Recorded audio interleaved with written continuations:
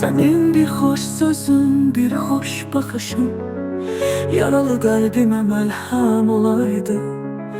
Dodaqdan süzülen ilıq gülüşün kalbimi isiden ocaq olaydı. Sen elə baxdın ki güllerim soldu üzümdə. Təbəssüm bir anda dondu, çöhrəmə min ilin qüssəsi qondu. Ürəyin ateşi bir anda söndü. Çəkdin sən qəlbimə dağı dağ üstə, dolubdur ürəyə kədər qəm qüssə. Ürəyim od tutar, məndən yar küssə, fələk yar əlindən əlimi üssə. Mən bir alov kimi sənin üçün yanım, 100 kərə qurbandır sənə bu canım.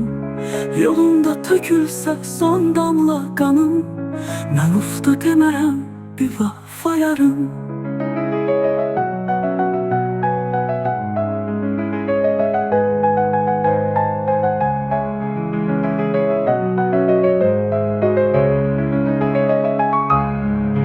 Nədəndir bu alov heç vaxt sönmədi? Sən vəfasız yardan üzüm dönmədi. Virana bağçanda güllər solmadı.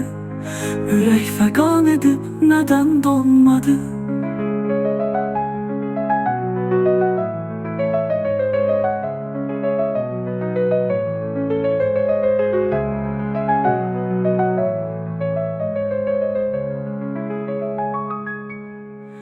Nədəndir bu alov heç vaxt sönmədi? Sən vəfasız yardan üzüm dönmədi. Virana bağçanda güllər solmadı. Ürək fəqan edib nədən donmadı?